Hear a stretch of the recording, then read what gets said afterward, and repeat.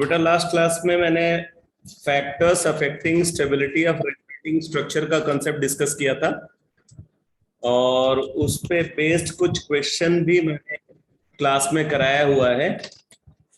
तो मैं अभी कुछ और क्वेश्चन डिस्कस करूंगा उसी कंसेप्ट पे और फिर उसके बाद मैं नया कंसेप्ट डिस्कस करूंगा और उस पे बेस्ड भी क्वेश्चन आपको कराऊंगा। तो एक क्वेश्चन लिखो,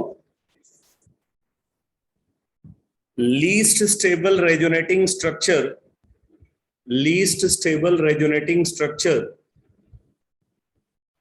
least stable resonating structure of nitroethene is, least stable resonating structure of nitroethene is। अब ये चार स्ट्रक्चर गिवन है यहां पे।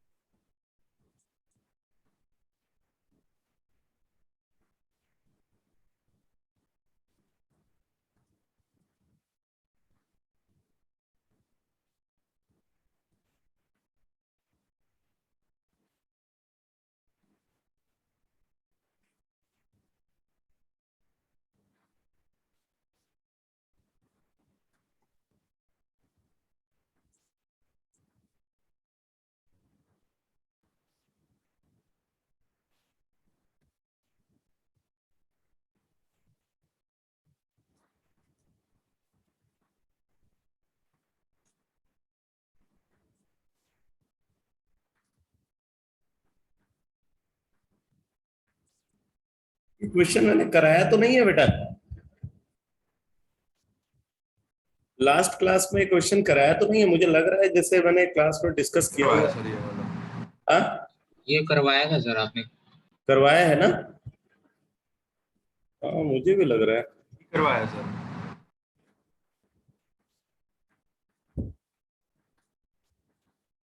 इसमें लीस्ट स्टेबल कौन सा है?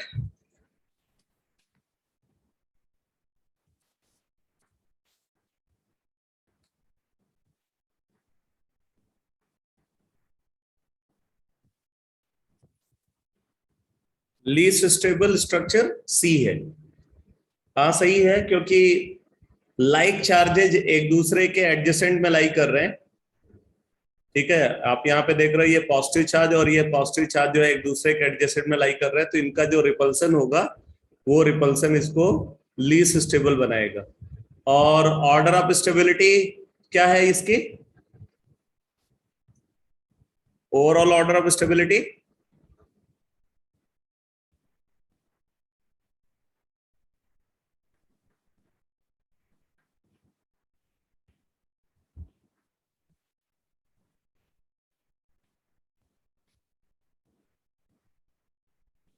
ABDC,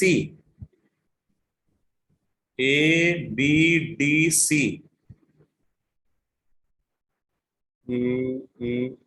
ABDC ना, ADBC होना चाहिए। ADBC ये होना चाहिए। यहाँ पे आप देख रहे हो ना कि दोनों negative charge more electronegative atom पे। यहाँ पे इसमें बी में अगर आप देखो तो एक नेगेटिव चार्ज ऑक्सीजन पे है और एक नेगेटिव चार्ज कार्बन पे है। ये लेस इलेक्ट्रोनेगेटिव एटम पे नेगेटिव चार्ज है, इसलिए ये लेस स्टेबल होगा। यहाँ पे negative charge more electronegative atom पे, इसलिए मोर। तो ADBC होना चाहिए। सर यहाँ लाइक चार्जेस भी तो साथ में। कहाँ पे सर ये ऑक्सीजन ऑक्सीजन लाइक चार्जेस पास में। और ये तुम्हें दूर दिख रहे हैं क्या? ये दूर दिख रहे हैं? सर इसमें फिर अनलाइक पास है ना? ये नाइट्रोजन के सराउंडिंग में एंगल समझ रहे हो यहाँ पे क्या है? 109। ट्रायगोनल प्लेनर ज्योमेट्री है हीरो। तो ये एंगल भी 120 और ये एंगल भी 120 है। समझ में आया कि नहीं? तो जो सेपरेशन यहां है वही सेपरेशन यहां भी है। बात क्लियर हुई या नहीं? सर वो ये कह रहा है कि नेगेटिव चार्ज भी है वहां, तो अनलाइक चार्जेस पास पास हैं। नहीं नहीं, अनलाइक चार्जेज पास पास है नहीं, वो बात तो दोनों में है ना। जैसे देखो एन पॉजिटिव है, उसके सराउंडिंग में जो दो एटम है वो नेगेटिव नेगेटिव चार्ज एक्वायर कर रहे हैं। इसमें भी एन पॉजिटिव, उसके सराउंडिंग में दो atom negative negative charge acquire कर रहे हैं। यहां पे क्या है, जैसे ये दोनों एटम हाईली इलेक्ट्रोनेगेटिव है, यहाँ पे एक हाईली इलेक्ट्रोनेगेटिव है, दूसरा लेस इलेक्ट्रोनेगेटिव है। इस वजह से डी की स्टेबिलिटी बी से ज्यादा है। तो ए डी बी सी होना चाहिए।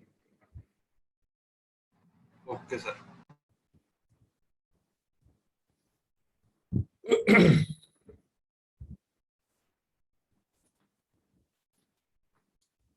एक और क्वेश्चन लिखो।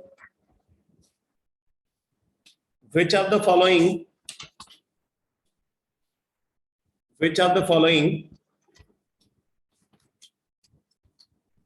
which of the following will exhibit which of the following will exhibit d orbital resonance? Which of the following will exhibit d orbital resonance? Which of the following will exhibit d orbital resonance? ठीक है, कहां पे d orbital resonance observe हो रहा है?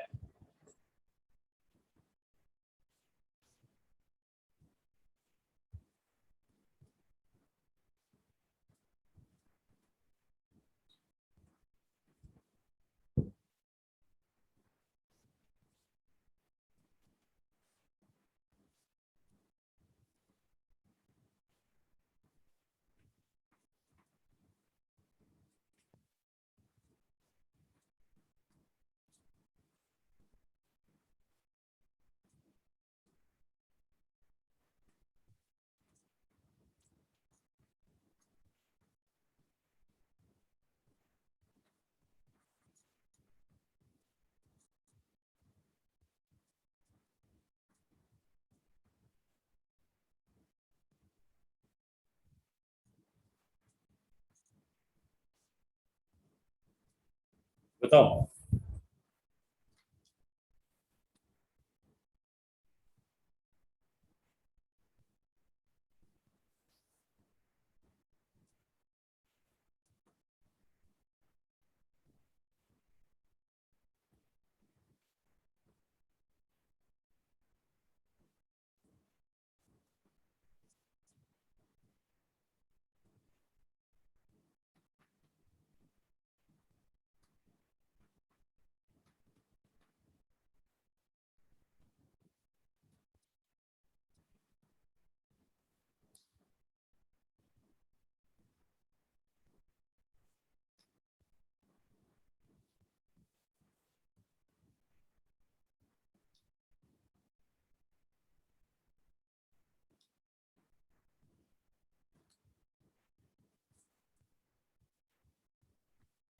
बोलो भाई, क्या होना चाहिए?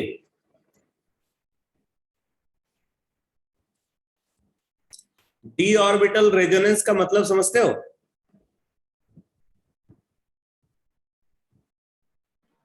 Pi sigma D. वो सॉरी, पाई सिग्मा डी का वो लोन पेयर सिग्मा डी वाली। Lone pair sigma D orbital. तो कहीं पे दिख रहा है क्या?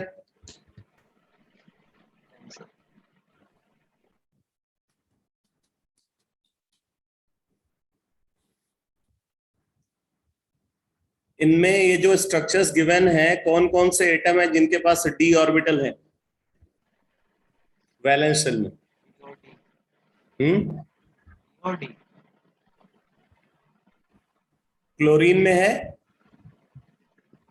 फॉस्फोरस में तो है। फास्फोरस में है, और क्लोरीन में?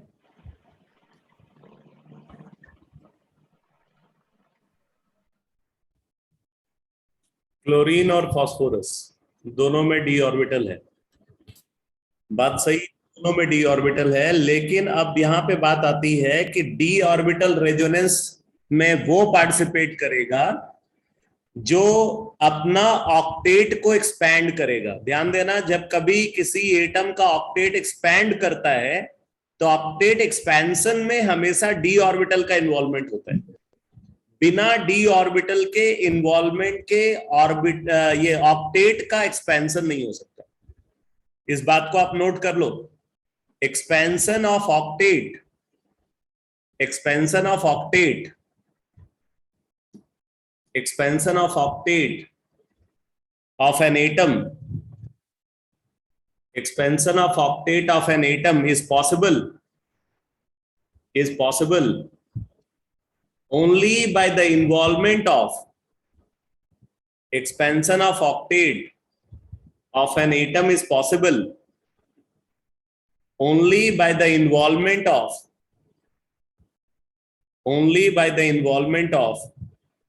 d orbital of an atom, d orbital of an atom। ठीक है, तो अब यहां पे आप देख सकते हो कि इसमें तो कोई एटम ऐसा है ही नहीं जिसके पास d ऑर्बिटल हो।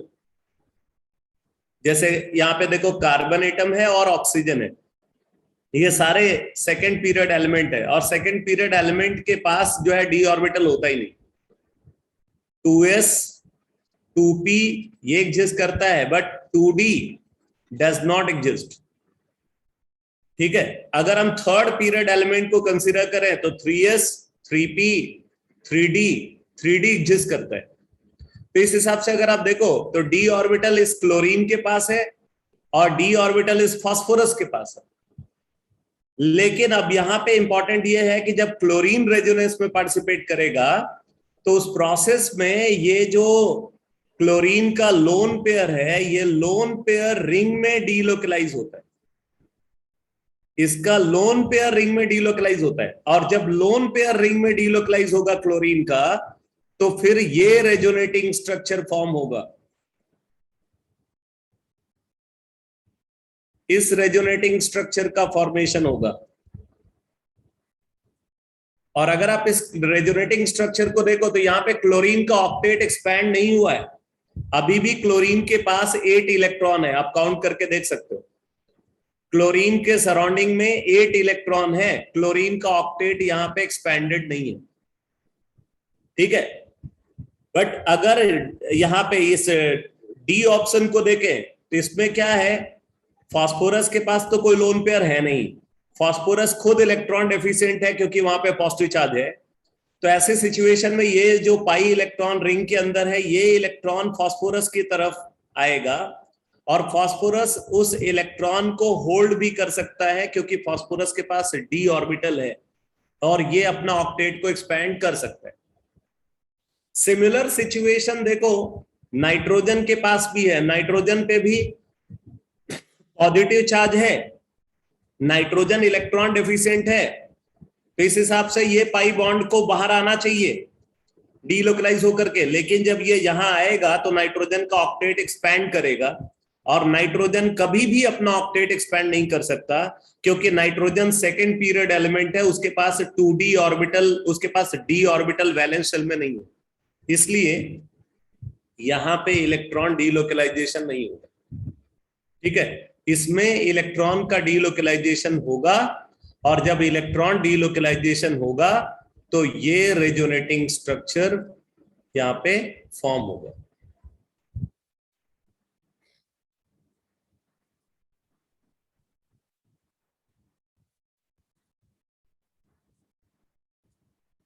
ये रेजोनेटिंग स्ट्रक्चर फॉर्म होगा। अब आप यहां पे देख सकते हो फास्फोरस का, क्योंकि ऑक्टेट एक्सपैंडेड है इसलिए फास्फोरस ने डी ऑर्बिटल को इन्वॉल्व किया होगा, इसलिए इसका आंसर जो है डी होना चाहिए। तो डी ऑर्बिटल रेजोनेंस का मतलब आप समझ रहे हो?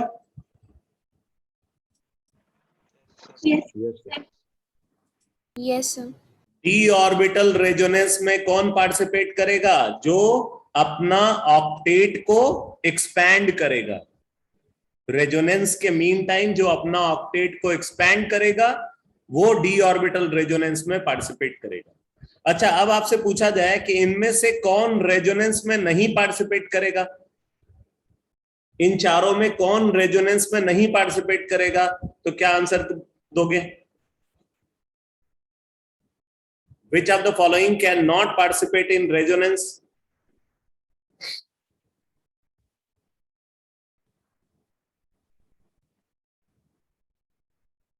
वैसे सही आंसर इसका है नन ऑफ दीज। ठीक है, क्योंकि अब यहां पे आप देखो, नो डाउट ये पाई इलेक्ट्रॉन रिंग के बाहर नहीं जा सकता,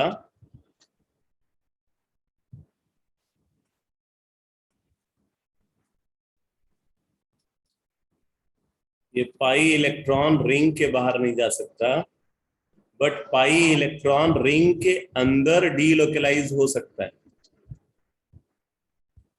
इस तरीके से तो डीलोकलाइज हो ही सकता है क्योंकि ये कंजुगेटेड सिस्टम है ना। तो इस तरीके से अगर आप देखोगे तो ये रेजोनेंस में पार्टिसिपेट करेगा।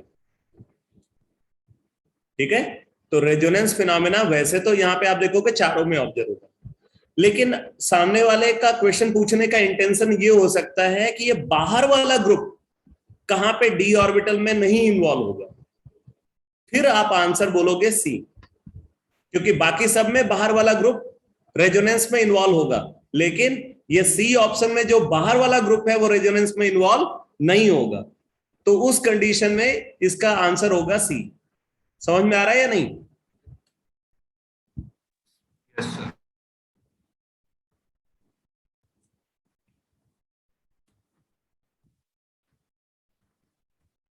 चलो नेक्स्ट क्वेश्चन लिखो।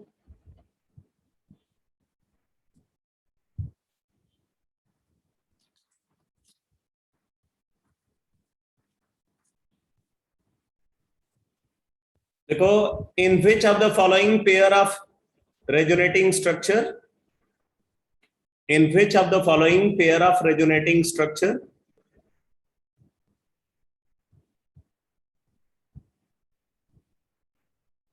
the structure, in which of the following pair of resonating structure the structure on the right, the structure on the right is a major contributor, the structure on the right is a major contributor, the structure on the right is a major contributor। जो right side वाला resonating structure है वो कहां पे major contributor है, ये पूछा जा रहा है।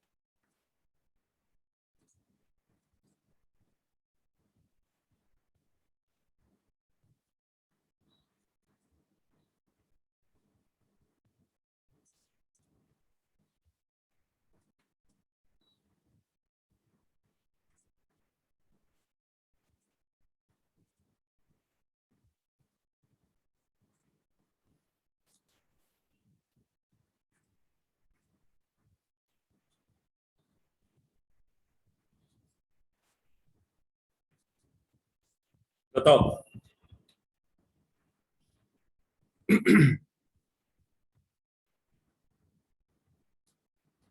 Structure on the right is major resonance contributor. Sir B B किस बेसिस पे बोल रहा है बी? इसमें डबल बॉन्ड ज्यादा है, डबल बॉन्ड ज्यादा है, ये कौन सा रूल है भाई? दूसरा नाइट्रोजन पे नेगेटिव चार्ज है तो इसके लिए स्टेबल। नहीं, डबल बॉन्ड ज्यादा है ये मैंने कहाँ बताया है? कौन सा केस की बात कर रहे हो तुम? रेजोनेटिंग स्ट्रक्चर की स्टेबिलिटी के लिए ऐसा कोई फैक्टर मैंने बताया क्या? नंबर बॉन्ड जरूर कंसीडर कर। कोवेलेंट बॉन्ड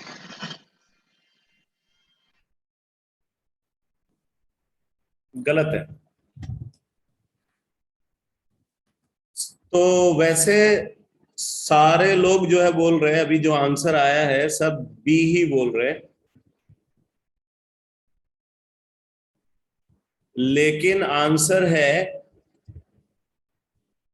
ए, बी और सी।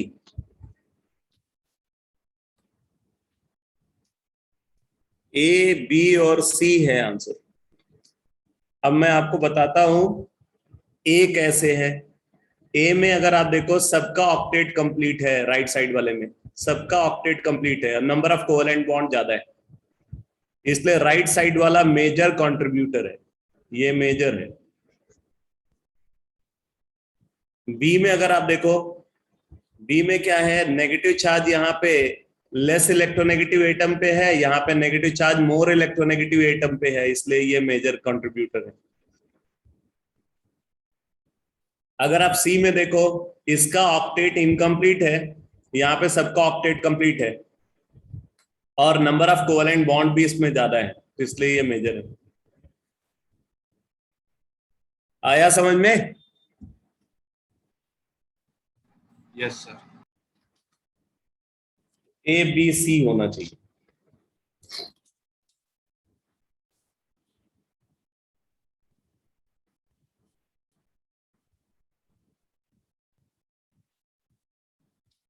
नेक्स्ट क्वेश्चन लिखो। Which are the following pairs? Which are the following pairs? Which are the following pairs does not represent resonance structure? Which are the following pairs does not represent resonance structure? Which are the following pair does not represent resonance structure?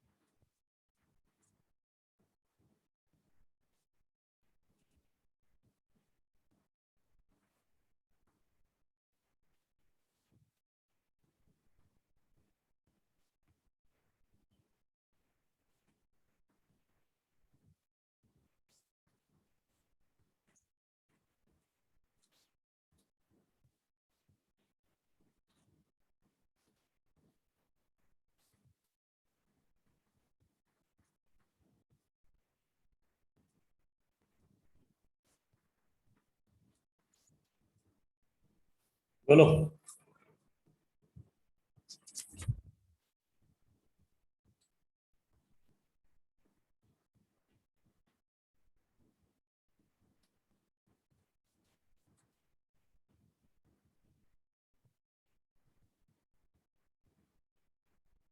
ये D B दो answer बता रहे भाई।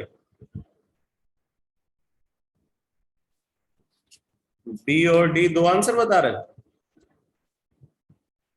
अच्छा,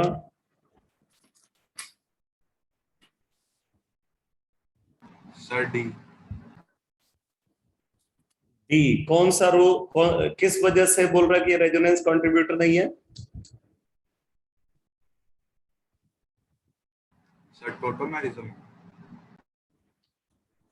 Relative position of atom must be fixed in all resonating structure. यहां पे अगर आप देखो, नाइट्रोजन से 3 हाइड्रोजन अटैच है, इसमें नाइट्रोजन से 2 ही हाइड्रोजन अटैच है, तो यहाँ पे एक एटम की पोजीशन बदल गई है, इसलिए ये रेजोनेटिंग स्ट्रक्चर नहीं हो सकते। ठीक है, अब इन्होंने बोला था बी, बी तो गलत है क्योंकि इसमें relative position of atom fix है। ठीक है, रिलेटिव पोजीशन ऑफ एटम यहाँ पे फिक्स है। बाकी ये रेजोनेटिंग स्ट्रक्चर फॉर्म कैसे हुआ, ये लोन पेयर यहाँ आया पाई बॉन्ड पेयर बन करके, ये पाई बॉन्ड पेयर कार्बन को ट्रांसफर हो गया, तो ये स्ट्रक्चर बन गया। तो बी रेजोनेटिंग स्ट्रक्चर है। ए में अगर आप देखो तो क्या है, ये नाइट्रोजन का लोन पेयर यहाँ आ गया, तो ये वाला स्ट्रक्चर बन गया, तो ये भी रेजोनेटिंग स्ट्रक्चर है।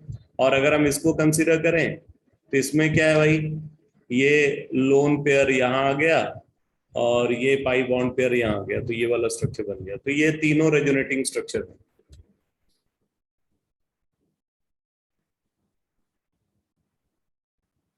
क्यों क्यों जीरो हो जाना चाहिए था नाइट्रोजन पे? नाइट्रोजन पे चार्ज जीरो क्यों हो जाना चाहिए था भाई करण?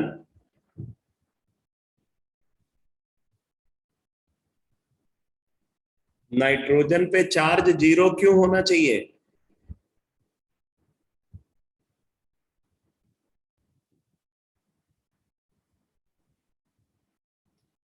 अरे ऑक्सीजन से लोन पेयर आया था, तो ये पाई बॉन्ड पेयर वहां से गया नहीं क्या आगे?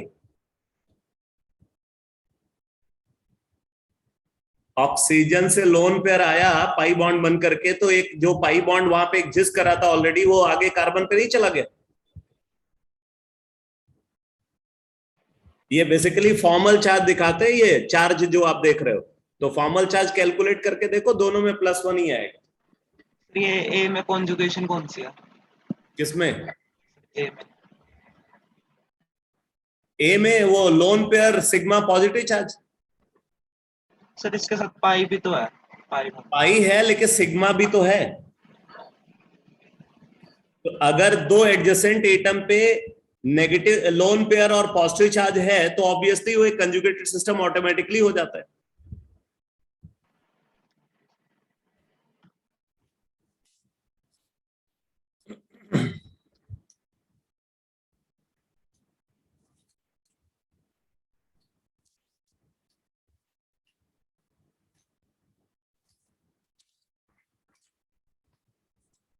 चलो नेक्स्ट कॉन्सेप्ट डिस्कस करते हैं, उसके बाद फिर कुछ और क्वेश्चन आपको कराता हूं।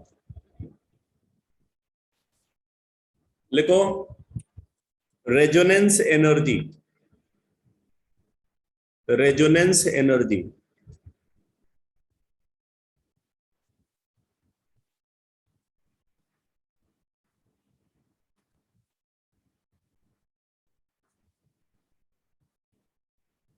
रेजोनेंस एनर्जी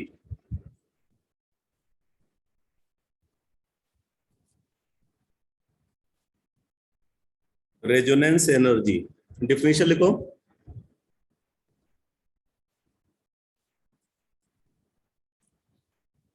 लिखो, the energy difference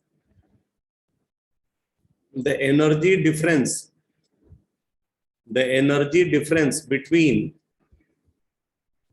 energy difference between most stable canonical form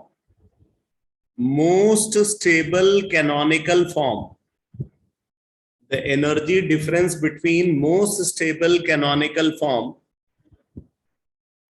most stable canonical form and resonance hybrid, the energy difference between most stable canonical form and resonance hybrid is called resonance energy. The energy difference between most stable canonical form and resonance hybrid is called resonance energy. Is called resonance energy. ठीक है, एक alternative definition भी है इसकी, लिख लो, लिखो alternatively this can be defined as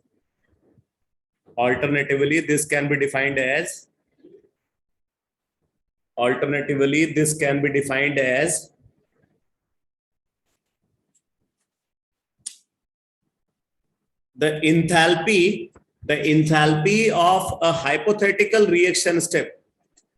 The enthalpy of a hypothetical reaction step.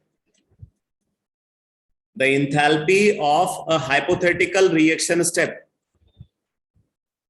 The enthalpy of a hypothetical reaction step in which most stable canonical form. The enthalpy of a hypothetical reaction step in which most stable canonical form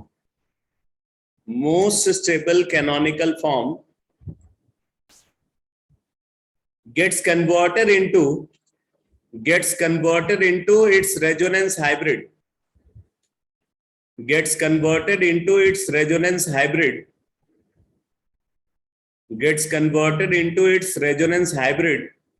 is called resonance energy. Is called resonance energy.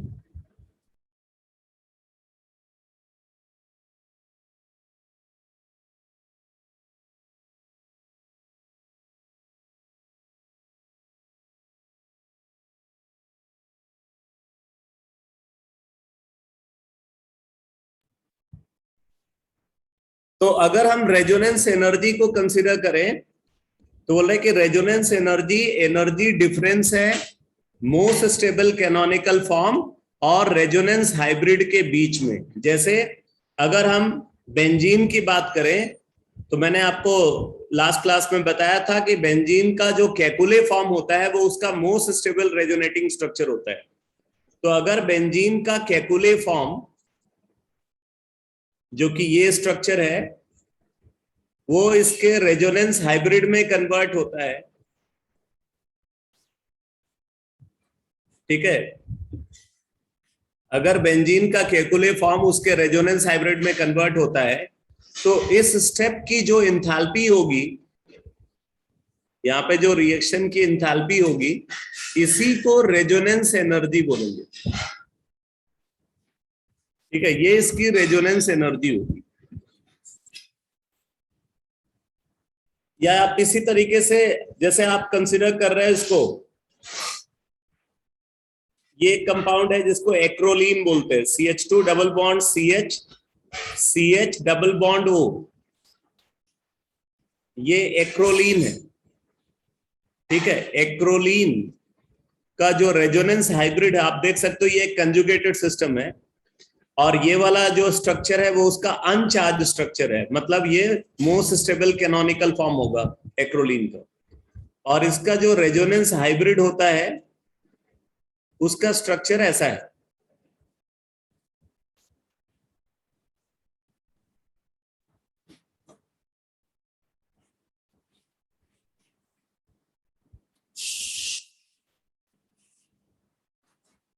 ये इसका resonance hybrid है।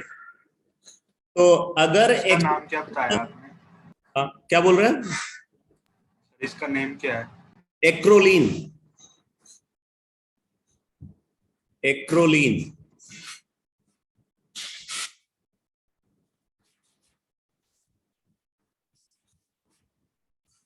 या एक्राइलल्डिहाइड भी बोलते हैं इसको, ठीक है। एक्राइलल्डिहाइड, ये एल्डिहाइडिक ग्रुप है, यहाँ पे देखो एक्राइलल्डिहाइड भी बोलते हैं।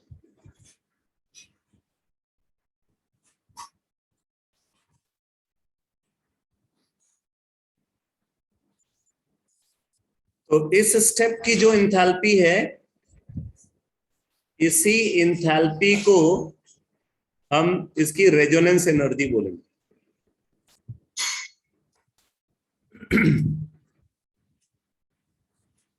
तो रेजोनेंस एनर्जी क्या है, डेफिनेशन समझ में आ रही है बेटा?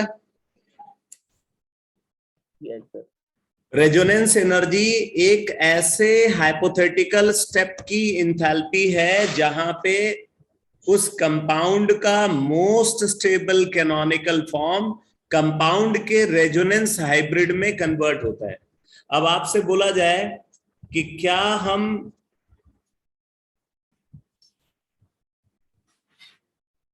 इस रिएक्शन की इंथैल्पी को रेजोनेंस एनर्जी बोलेंगे?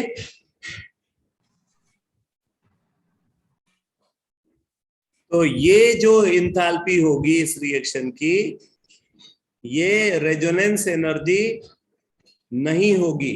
क्यों? क्योंकि ये लेस स्टेबल रेजोनेटिंग स्ट्रक्चर है, लेस स्टेबल रेजोनेटिंग स्ट्रक्चर है ये। इस वजह से ये इस स्टेप की इंथैल्पी को रेजोनेंस एनर्जी नहीं बोला जाएगा। अब देखो, रेजोनेंस एनर्जी को हम कैसे डिटरमाइन कर सकते हैं एक्सपेरिमेंटली, ठीक है? तो रेजोनेंस एनर्जी जो है, आप बोल रहे हैं कि इस स्टेप की इंथैल्पी है, और किसी भी रिएक्शन की अगर हमें इंथैल्पी निकालनी है तो इंथैल्पी को हम हीट ऑफ फॉर्मेशन के थ्रू भी निकाल सकते हैं और हीट ऑफ कंबशन के थ्रू भी निकाल सकते हैं। अगर हम एक रिएक्शन की इंथैल्पी को, अगर हम एक रिएक्शन की इंथैल्पी को हीट ऑफ फॉर्मेशन के टर्म्स में डिटरमाइन करना चाहते हैं तो क्या एक्सप्रेशन होता है बोलो? Heat of reaction in terms of heat of formation,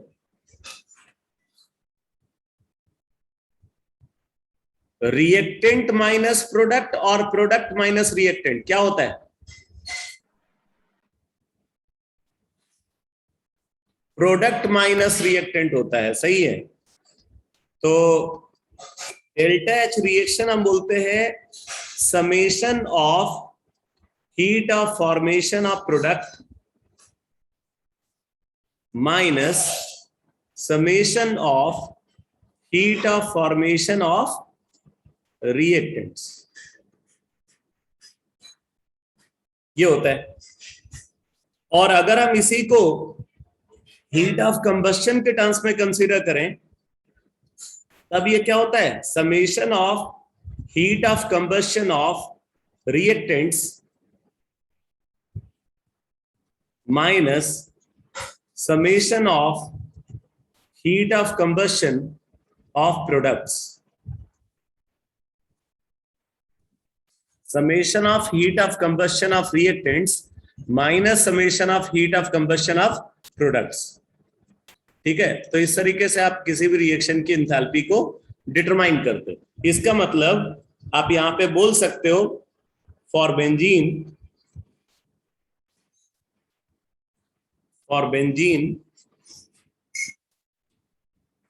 its resonance energy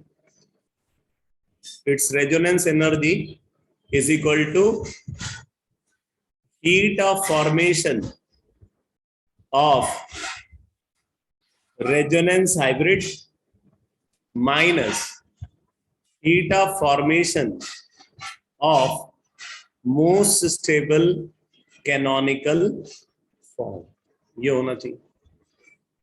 ठीक है भाई?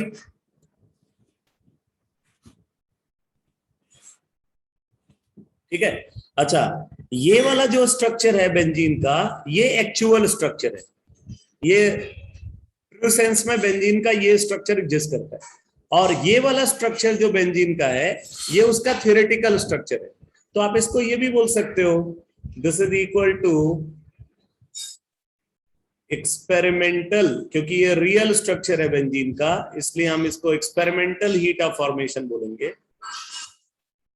एक्सपेरिमेंटल हीट ऑफ फॉर्मेशन या observed heat of formation minus theoretical heat of formation.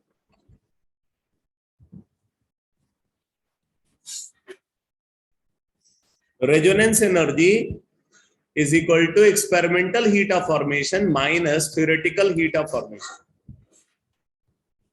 या observed heat of formation minus calculated heat of formation और theoretical heat of formation, कुछ भी लिख सकते हैं। इसी तरीके से अगर आप heat of combustion के टर्म्स में इसको कंसीडर कर रहे हो तो आप इसको लिखोगे heat of combustion of reactant minus heat of combustion of product। ठीक है, heat of combustion of reactant minus heat of combustion of product, यानी कि heat of combustion theoretical minus heat of combustion experimental, ये लिख सकते हो। तो resonance energy is equal to experimental heat of formation minus theoretical heat of formation और theoretical heat of combustion minus experimental heat of combustion. तो ये सारी बात समझ में आ रही है सबको?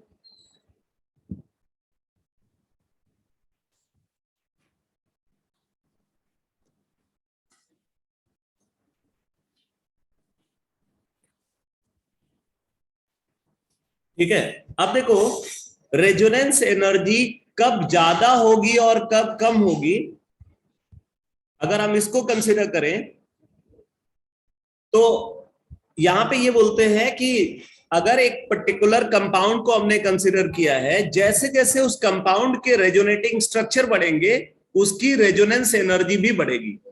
आप इसको नोट में लिख लो, लिखो as the number of resonating structure, as the number of resonating structure, as the number of resonating structure of a compound, as the number of resonating structure of a compound increases, as the number of resonating structure of a compound increases,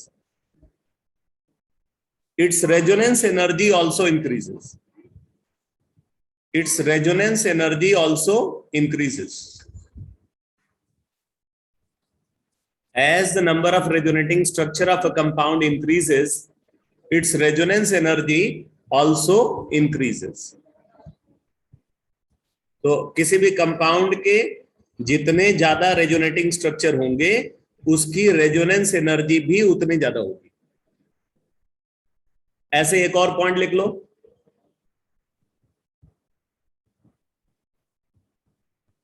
लिखो as the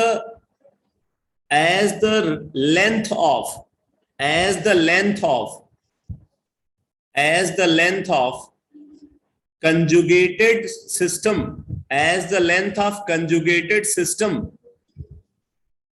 मतलब वो part जहां पे conjugation observe हो रहा है, as the length of conjugated system inside a compound increases, as the length of conjugated system inside a compound increases, मतलब जहां पे कंजुगेशन जो है वो एक्सटेंडेड है।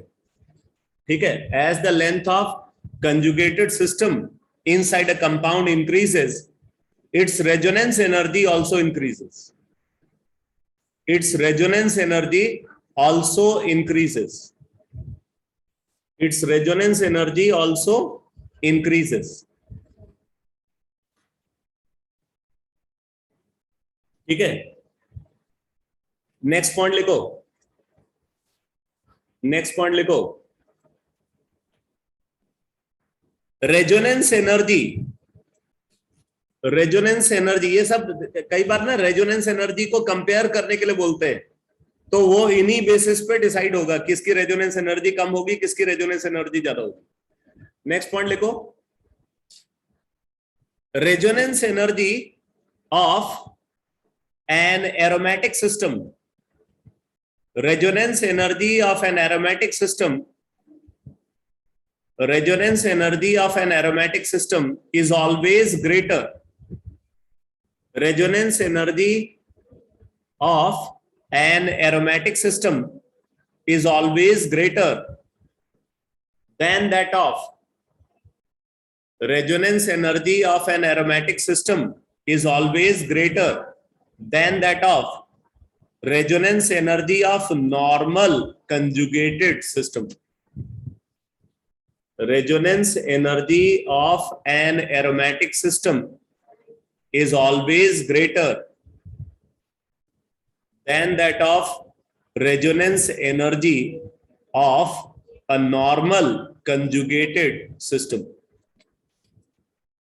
Normal conjugated system. ठीक है, ये सारी बात समझ में आ रही है बेटा? Yes sir. Yes sir. Next point लिखो।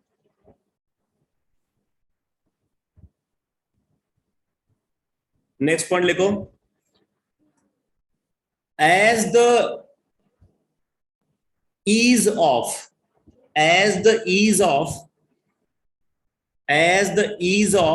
delocalization, ease, EASE, as the ease of delocalization, as the ease of delocalization of electron pair, as the ease of delocalization of electron pair increases, as the ease of delocalization of electron pair increases, resonance energy also increases. Resonance energy also increases. ठीक है, electron pair जितना easily delocalise होगा, resonance energy उतनी ज्यादा होगी। यानी कि जैसे अगर आपको दो सिस्टम की रेजोनेंस एनर्जी को कंपेयर करने के लिए बोला जाए, एक में सिर्फ पाई इलेक्ट्रॉन पेयर का डीलोकलाइजेशन हो रहा है और दूसरे में लोन पेयर डीलोकलाइजेशन में इन्वॉल्व है, तो लोन पेयर क्योंकि वो एक ही एटम के साथ बाउंड होता है, जबकि पाई इलेक्ट्रॉन पेयर दो एटम के बीच में बाउंडेड होता है, इस वजह से पाई इलेक्ट्रॉन पेयर का डीलोकलाइजेशन डिफिकल्ट होता है, लोन पेयर का डीलोकलाइजेशन इजी होता है। तो अगर लोन पेयर कहीं डीलोकलाइजेशन में इन्वॉल्व है तो उससे रेजोनेंस एनर्जी बढ़ती है। ठीक है, ये बात समझ में आ रही है?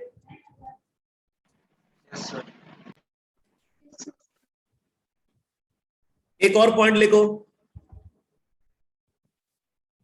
लिखो, among fused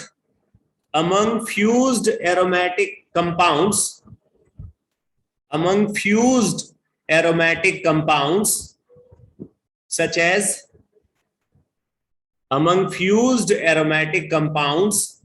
such as naphthalene, anthracene, among fused aromatic compounds such as naphthalene, anthracene, phenanthrene, etc. Among fused aromatic compounds such as naphthalene, anthracene, phenanthrene, etc. As the number of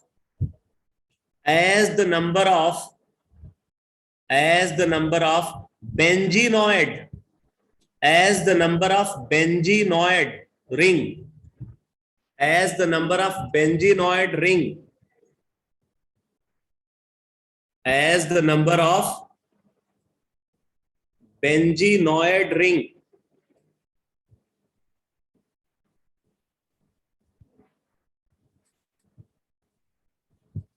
as the number of benzenoid ring increases, as the number of benzenoid ring increases, its resonance energy also increases.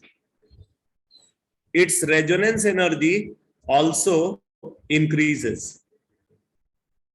As the number of benzenoid ring increases, its resonance energy also increases. ठीक है, तो ये कुछ factors हैं जिनको हम consider करते हैं रेजोनेंस एनर्जी को कंपेयर करने के लिए. तो अब मैं कुछ क्वेश्चन जो है इन्हीं पे बेस्ड डिस्कस कर रहा हूं, उससे ये पॉइंट्स भी क्लियर हो जाएंगे.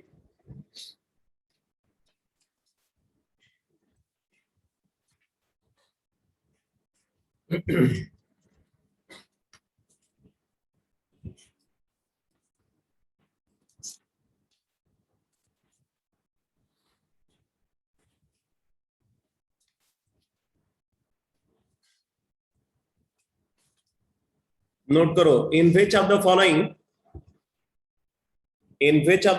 second structure have more resonance energy? In which of the following second structure have more resonance energy?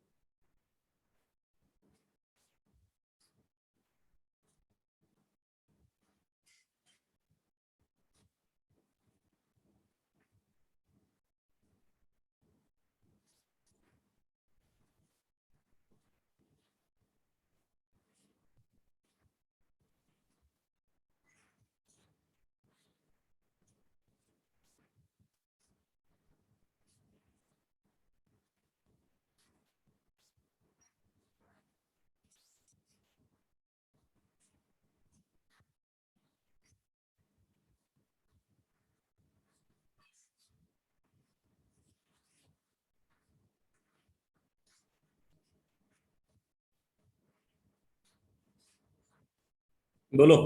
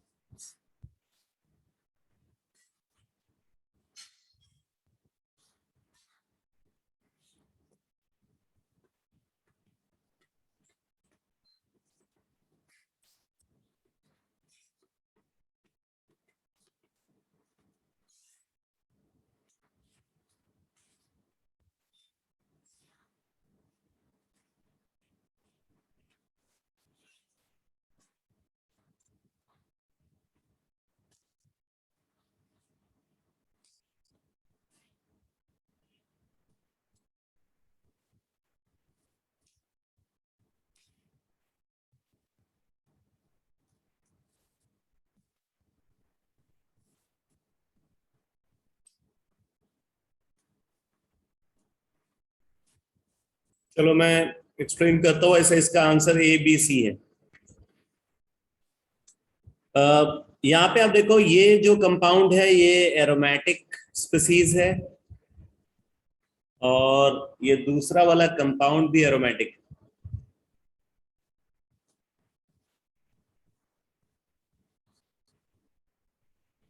इसको बोलते हैं फ्यूरॉन, इसको बोलते हैं पायरोल. ये दोनों एरोमेटिक कंपाउंड. अब देखो यहाँ पे जो रेजोनेंस होगा उसमें ऑक्सीजन का लोन पेयर डीलोकलाइज होगा. यहाँ पे जो रेजोनेंस होगा उसमें नाइट्रोजन का लोन पेयर डीलोकलाइज होगा, क्योंकि नाइट्रोजन की इलेक्ट्रोनेगेटिविटी ऑक्सीजन से कम होती है, इसलिए नाइट्रोजन पे present lone pair loosely held होता है और लूजली हेल्ड होने की वजह से वो ज्यादा इजिली डीलोकलाइज होता है. Lone pair less electronegative atom पे अगर है तो वो ज्यादा इजिली डीलोकलाइज होगा इन कंपेयर टू अगर lone pair more electronegative atom पे। तो क्योंकि यहाँ पे lone pair less electronegative atom पे है इसलिए ये लूजली हेल्ड है, ज्यादा इफेक्टिवली डीलोकलाइज होगा। जहां पे इलेक्ट्रॉन पेयर का डीलोकलाइजेशन इजिली हो रहा है वहां पे रेजोनेंस एनर्जी ज्यादा होती है, इसलिए फ्यूरॉन ये पायरोल की रेजोनेंस एनर्जी फ्यूरॉन से ज्यादा होती है। ये बात समझ में आई सबको?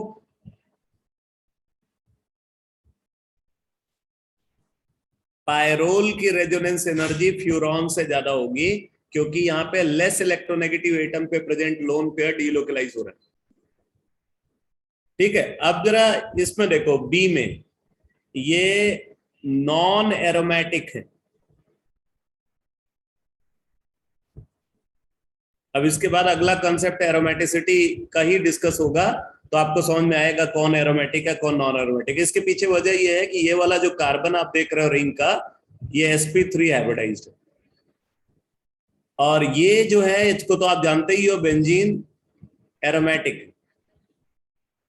तो ऑब्वियसली एरोमेटिक सिस्टम में रेजोनेंस एनर्जी ज्यादा होती है इसलिए बी ऑप्शन भी होना चाहिए। अब सी ऑप्शन में आ जाते हैं। सी ऑप्शन में ये जो है ये एरोमेटिक और ये non aromatic. A cyclic system जो है कभी एरोमेटिक हो ही नहीं सकता। तो ये एरोमेटिक है और ये नॉन एरोमेटिक है इसलिए सी भी होना चाहिए। तो इसलिए यहां पे आंसर ए बी एंड सी होना चाहिए।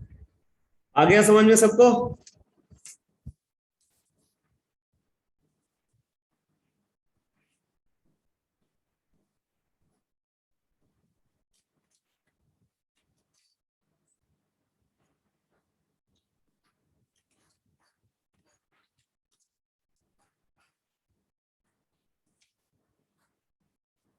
नेक्स्ट क्वेश्चन लिखो।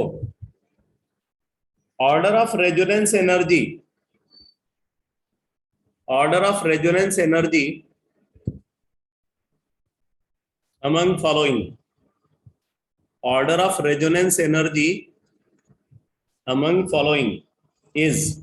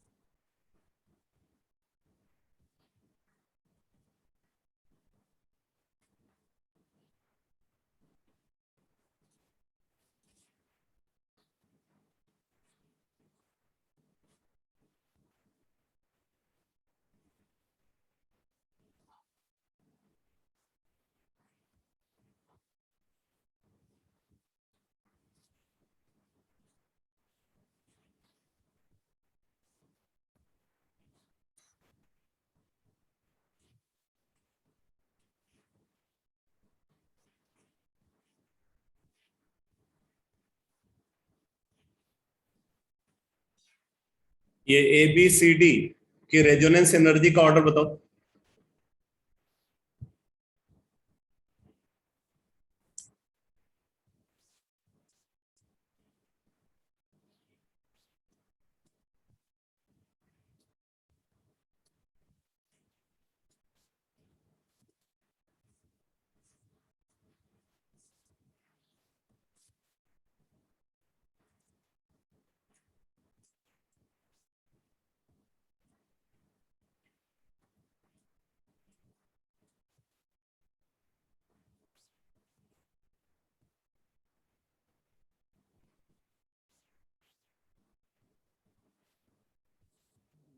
डी बी ए सी, डी बी ए सी गलत है।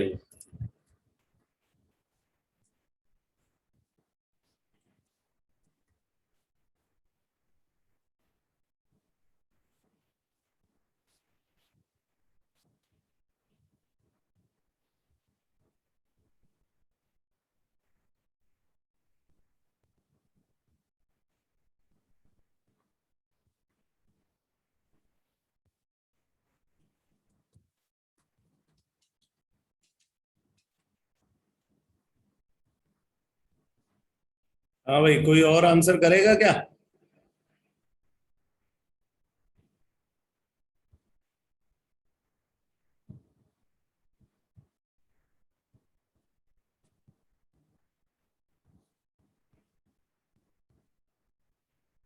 DBCA मतलब ये एक चीज आप लोग मान करके चल रहे हो कि डी जो है उसकी रेजोनेंस एनर्जी सबसे ज्यादा होनी चाहिए, ठीक है। BDCA, BDCA ये सही आंसर है। BDCA। हाँ भाई, तनिष्क एक्सप्लेन करोगे क्या बेटा? एक्सप्लेनेशन मिलेगा?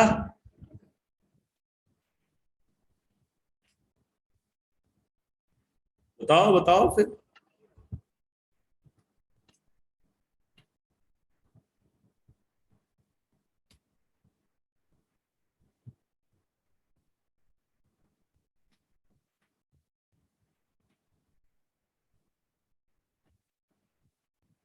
कंजुगेशन ज्यादा है बी में। हाँ एकदम दिख रहा है, सबको दिख रहा है भाई। तनिष्क जो बोल रहे हैं, बी में ज्यादा कंजुगेशन सबको दिख रहा है।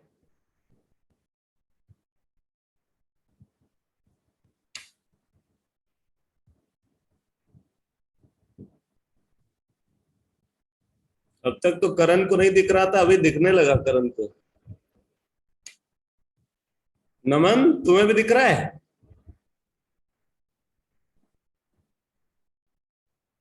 अच्छा, तुम्हें नहीं दिख रहा है? अरे तुम्हारा आंसर गलत है, अब ये तो मान ही लो।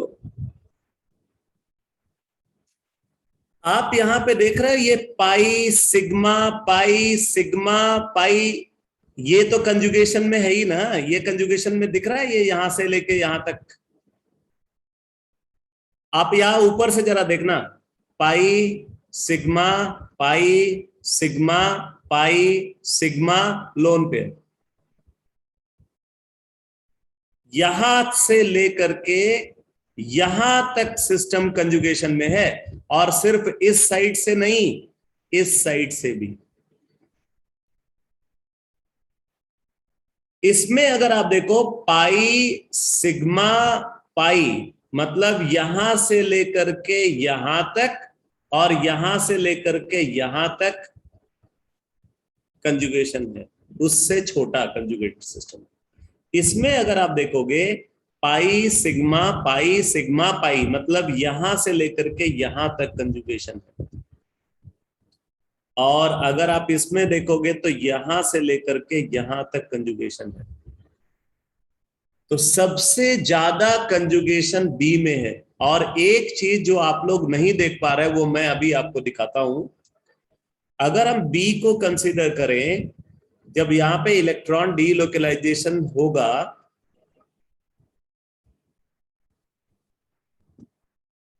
इस तरीके से जब इलेक्ट्रॉन डीलोकलाइजेशन होगा, तो एक रेजोनेटिंग स्ट्रक्चर इसका ये बनेगा बेटा।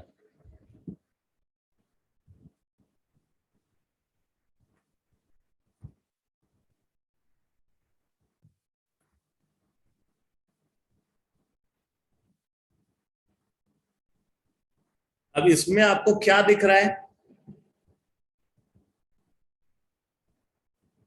इसमें इस स्ट्रक्चर में क्या दिख रहा है, क्या स्पेशल है?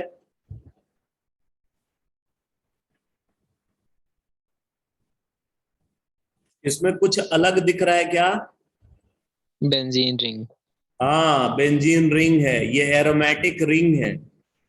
एरोमेटिक रिंग है, मतलब ये एक तरीके से आप बोल सकते हो ये एरोमेटिक है। समझ में आया कि नहीं? तो क्योंकि एरोमेटिक रिंग है, मतलब ये वाला कंपाउंड भी एरोमेटिक होगा बेटा, ठीक है, ये भी एरोमेटिक होगा। तो क्योंकि ये एरोमेटिक है, इसलिए इसकी हाईएस्ट रेजोनेंस एनर्जी होगी। तो सबसे ज्यादा रेजोनेंस एनर्जी इन चारों में बी की होगी, इसलिए बी सबसे ऊपर है। अच्छा, बी के बाद सबने जो है डी अच्छा, डी को क्यों ऊपर रख रहे हो? ए और सी के कंपेयर में डी को ऊपर क्यों रख रहे हो भाई?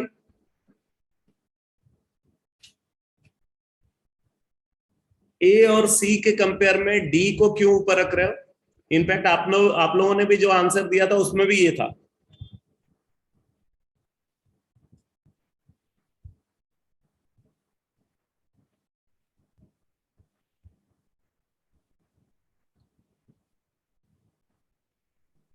मैंने ए और सी से डी को ऊपर रखा है, तो क्या वजह होगी बताओ?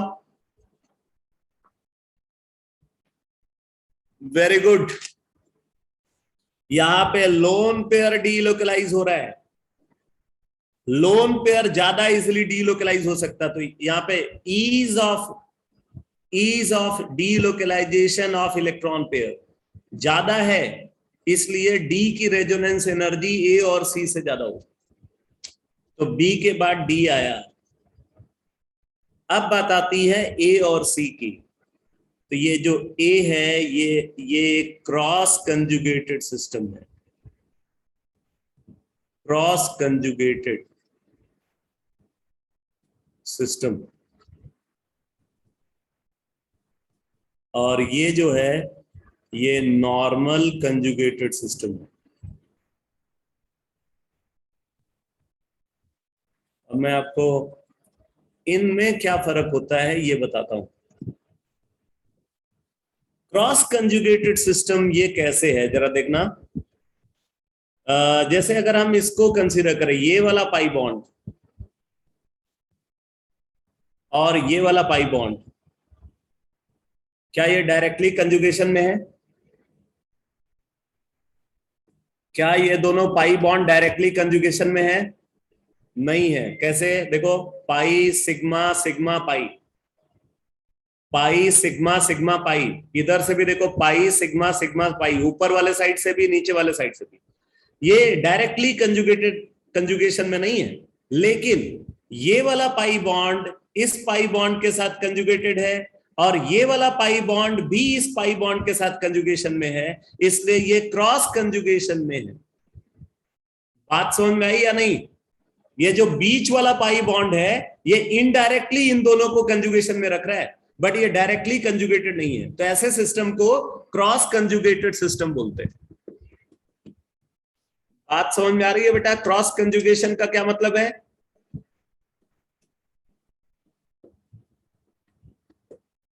ठीक है। जबकि अगर आप इसको देखो, इसमें क्या है, यहां पे जब इलेक्ट्रॉन डीलोकलाइजेशन शुरू होगा तो वो लास्ट तक जाकर के खत्म होगा। ठीक है, एक साइड से इलेक्ट्रॉन डीलोकलाइजेशन शुरू हुआ तो वो दूसरे एंड तक पहुंच जाता है। सारा सिस्टम जो कंजुगेशन में इन्वॉल्व है सब में डीलोकलाइजेशन हो जाता है, लेकिन इसमें ऐसा नहीं होगा। इसमें इलेक्ट्रॉन डीलोकलाइजेशन अगर आप इधर कराओगे तो उसमें ये वाला इलेक्ट्रॉन नहीं पार्टिसिपेट करेगा, और अगर आप इधर कराओगे तो फिर ये वाला पार्टिसिपेट नहीं करेगा। तो ऐसे सिस्टम को नॉर्मल कंजुगेटेड सिस्टम बोलते हैं। नॉर्मल कंजुगेटेड सिस्टम की resonance energy cross conjugated system से हमेशा ज्यादा होगी। इस पॉइंट को भी आप लिख सकते हो, लिख लो। Resonance energy of normal conjugated system, resonance energy of normal conjugated system, resonance energy of normal conjugated system is greater than that of resonance energy of normal conjugated system is greater than that of resonance energy of cross conjugated system. Resonance energy of normal conjugated system is greater than that of resonance energy of cross conjugated system. इस वजह से C की resonance energy A से ज्यादा है। तो क्या हो गया? ऑर्डर B का सबसे ज्यादा, फिर D, फिर C, फिर A। ये क्लियर हो गया सबको? सर, जो आपने फैक्टर्स में पॉइंट बताए थे वो लाइन वाइज देखने हैं या किसी भी ऑर्डर में देख सकते हैं? नहीं, उस ऐसा कोई वो ऑर्डर नहीं है, वो जो लिखवाया हुआ, उन पॉइंट्स को हमें कंसीडर करना है। Okay sir.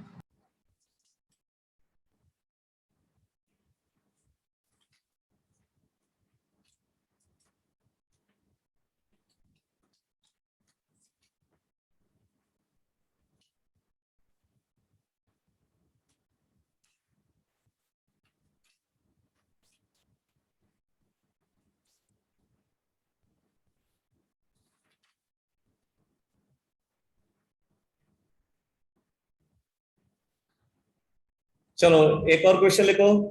Select the species, select the species having identical resonance energy.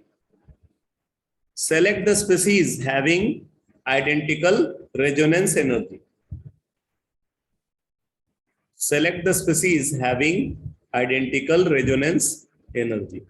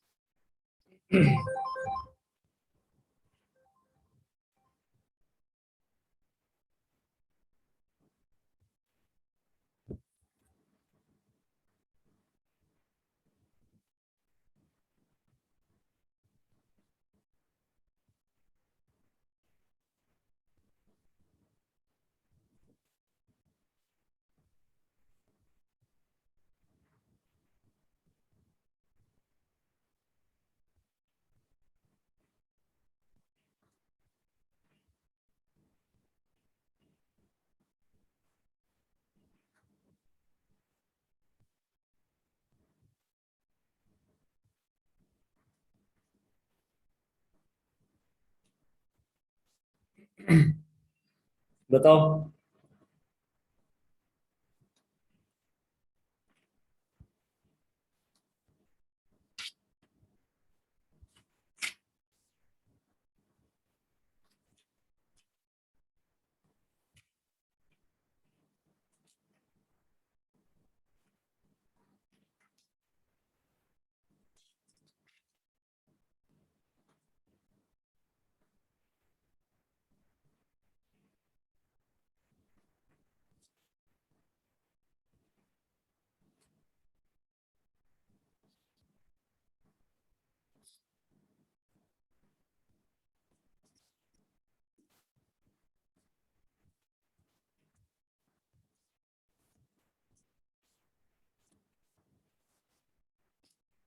ये कैसे है भाई दीक्षांत, बताओ।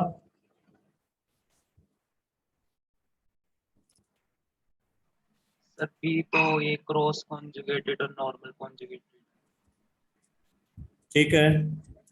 और सी तो सर पॉसिबल ही नहीं है। सी तो पॉसिबल नहीं मतलब? सर ये जो ये दूसरा स्ट्रक्चर बना रखा है इसका रेजोनेंस वाला, नहीं, ये किसने बोला ये रेजोनेंस? रेजोनेंस स्ट्रक्चर कहाँ है ये? इस हिसाब से देखो तो फिर बी भी तो रेजोनेंस स्ट्रक्चर नहीं है।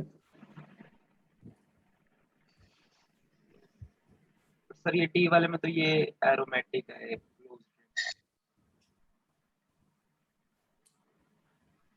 बात सही है। अगर आप रेजोनेंस एनर्जी का ऑर्डर देखोगे तो इसमें रेजोनेंस एनर्जी फर्स्ट की सेकंड से ज्यादा होगी। अगर आप यहाँ पे रेजोनेंस एनर्जी का ऑर्डर देखोगे तो इसकी रेजोनेंस एनर्जी इससे ज्यादा होगी, ठीक है, क्योंकि आप देखो यहाँ पे ये पूरा सिस्टम यहां से लेकर के यहां तक कंजुगेशन में है, ठीक है। जबकि इसमें अगर आप देखोगे कंजुगेशन जो है सिर्फ इतने पार्ट में है, ये देखो ये बीच में ये वाला जो एटम है ना, ये sp3 हाइब्रिडाइज हो गया, इसलिए ये पाई बॉन्ड आपस में कंजुगेशन में नहीं है। और इसमें अगर आप देखो तो इसकी रेजोनेंस एनर्जी जो है इससे ज्यादा होगी, क्योंकि ये नॉर्मल कंजुगेटेड और ये क्रॉस कंजुगेटेड। अगर आप ए को देखो तो दे आर रेजोनेटिंग स्ट्रक्चर।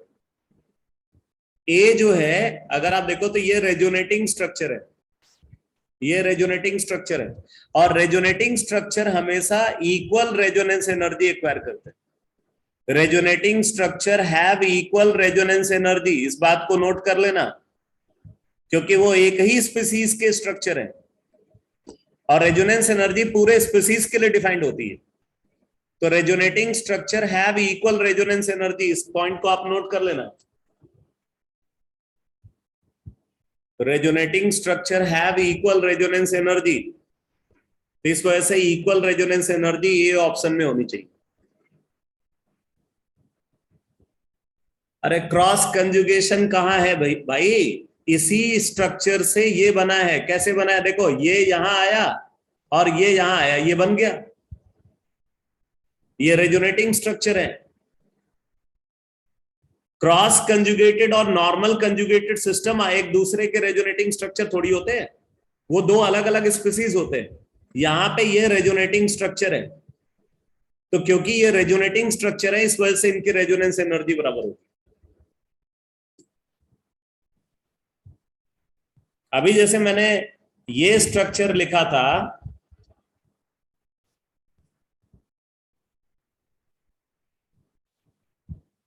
और ये स्ट्रक्चर लिखा था,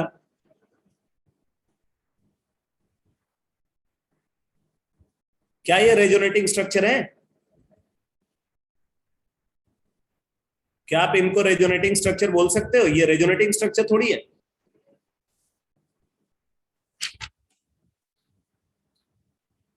तो ये सबको समझ में आ गया बेटा? Yes sir.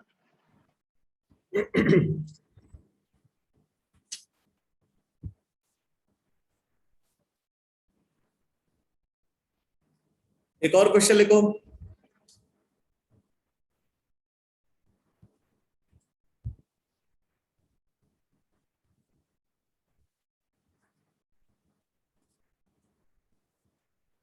Which one is correct order for resonance energy? Which one is correct order for resonance energy? Which one is correct order for resonance energy?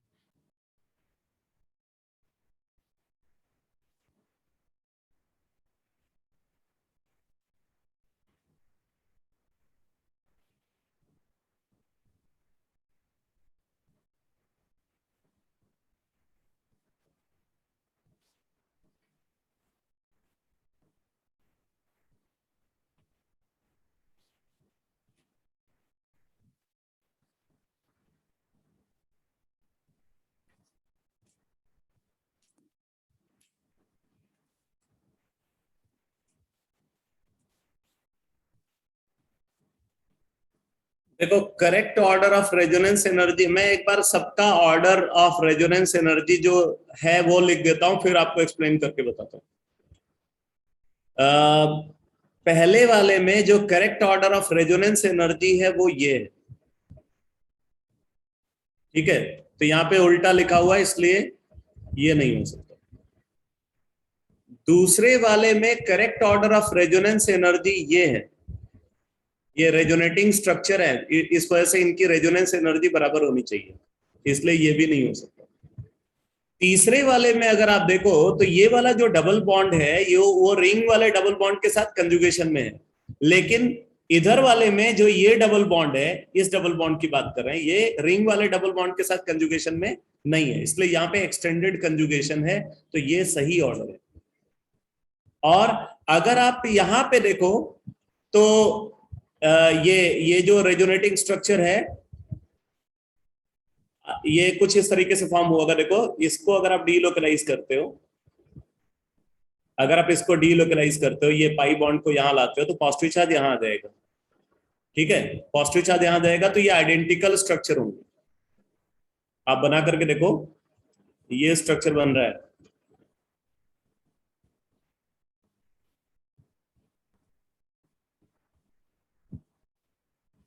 ये बन रहा है, इन दोनों में कोई डिफरेंस नहीं है, ये सेम स्ट्रक्चर है। ये समझ में आ रहा है सबको? ये वाला जो स्ट्रक्चर मैंने अभी बनाया और जो यहां पे ड्रॉ किया ये सेम स्ट्रक्चर है, तो इसका मतलब ये रेजोनेटिंग स्ट्रक्चर है, और अगर ये रेजोनेटिंग स्ट्रक्चर है तो they have equal resonance energy. अब सब तो समझ में आ गया आपको, ए का ऑर्डर आपको नहीं समझ में आ रहा होगा, तेरा ए को मैं एक्सप्लेन करता हूं। मैंने अभी आपको बताया था कि जो ये फ्यूज्ड एरोमेटिक कंपाउंड्स जो होते हैं, फ्यूज्ड एरोमेटिक कंपाउंड जैसे नैप्थलीन, एंथ्रासीन, फिनैंथ्रीन, उसमें जैसे जैसे बेंजीनॉइड रिंग का नंबर बढ़ता है, नंबर ऑफ बेंजीनॉइड रिंग बढ़ती है, ठीक है, उसकी स्टेबिलिटी भी बढ़ती है, मतलब रेजोनेंस एनर्जी भी बढ़ती है। तो ये जो कंपाउंड यहां पे आप कंसीडर कर रहे हो इसको बोलते हैं फिनैंथ्रीन,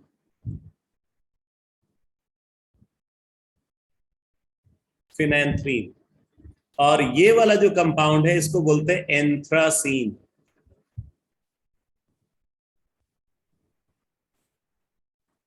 ये फिनैंथ्रीन है और ये एंथ्रासीन। अब मैं बेंजीनॉइड रिंग को कैसे चेक करना है वो बता रहा हूं, जरा ध्यान से समझना बेटा, ठीक है। जैसे आपको number of benzenoid ring count करनी है, सबसे पहले हमें लेफ्ट साइड वाली रिंग को देखना है कि वो बेंजीनॉइड है या नहीं, तो क्या करेंगे, उसके बगल वाला जो पार्ट है, बगल वाला जो रिंग है या जो भी स्ट्रक्चर है, हम ये मान करके चलेंगे कि वो वहां पे है नहीं, उसको एक तरीके से आप कवर कर लो। आप जैसे कॉपी पे आपने स्ट्रक्चर बनाया है ना, तो इस वाले पार्ट को आप कवर कर लो, ठीक है। इस पार्ट को कवर करके आप देखो कि जो रिंग, जो लेफ्ट वाली रिंग है, वो रिंग बेंजीन जैसी दिख रही है या नहीं, दिख रही है या नहीं, कवर करने के बाद लेफ्ट वाली रिंग, यस सर, ठीक है, मतलब एक बेंजीनॉइड रिंग वो हो गई, ठीक है, वो एक बेंजीनॉइड रिंग है। अब इसी तरीके से जैसे बीच वाली रिंग के लिए आपको चेक करना है, तो बीच वाली रिंग के लिए चेक करना है तो आपको उसके लेफ्ट और राइट दोनों रिंग को कवर करना पड़ेगा, लेफ्ट रिंग और राइट रिंग दोनों को कवर कर दो। तो हमने ये लेफ्ट वाले पार्ट को भी कवर कर दिया और राइट वाले पार्ट को भी कवर कर दिया। अब आपको बीच वाला रिंग बेंजीन जैसा दिख रहा है या नहीं दिख रहा है? यस सर, यस सर, दिख रहा है ना, तो इसका मतलब ये बीच वाली रिंग भी एक बेंजीनॉइड रिंग है, तो ये दूसरी बेंजीनॉइड रिंग हो गई। इसी तरीके से अब आपको राइट साइड वाले रिंग को अगर चेक करना है तो राइट वाली रिंग को छोड़ करके उसके बगल वाला पूरा पार्ट को कवर कर लो और फिर देखो कि वो बेंजीन जैसा दिख रहा है या नहीं दिख रहा है।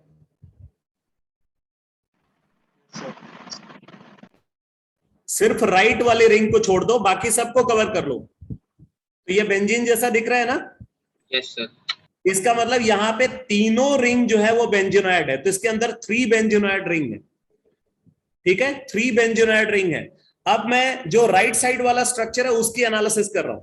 अब जैसे इसमें देखो, इसमें इस रिंग को चेक करना है तो क्या करेंगे, ये पूरा पार्ट को कवर कर लिया, तो ये बेंजीन जैसा दिख रहा है, दिख रहा है ना, तो मतलब एक बेंजीनॉइड रिंग हो गई। अब बीच वाले को चेक करना है, तो हमने क्या किया, इसको कवर कर लिया और इसको कवर कर लिया। ये दिख रहा है बेंजीन जैसा बीच वाला, तो दो बेंजीनॉइड रिंग हो गई। अब इसी तरीके से अगर राइट वाले को चेक करना है तो आप इस पूरे पार्ट को कवर कर लो, और देखो क्या ये कंप्लीट बेंजीन रिंग दिख रही है? No sir. नहीं दिख रहा है, यहाँ पे डबल बॉन्ड नहीं है इस पार्ट में। कर्सर देखो जहां पे घुमा रहा हूं, यहाँ पे डबल बॉन्ड नहीं है, इसलिए इसके अंदर सिर्फ 2 बेंजीनॉइड रिंग है और इसमें 3 बेंजीनॉइड रिंग है। ठीक है, तो क्योंकि यहाँ पे 3 बेंजीनॉइड रिंग है इसलिए इसकी रेजोनेंस एनर्जी ज्यादा होगी। तो फिनैंथ्रीन possess greater resonance energy that of anthracene. ये क्लियर हो गया कंसेप्ट सबको?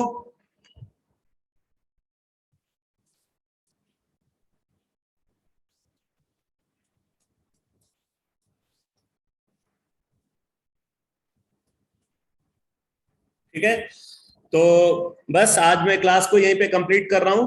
अब जो नेक्स्ट क्लास होगी ऑर्गेनिक केमिस्ट्री की, उसमें मैं मेसोमेरिक इफेक्ट का डिस्कशन स्टार्ट करूंगा।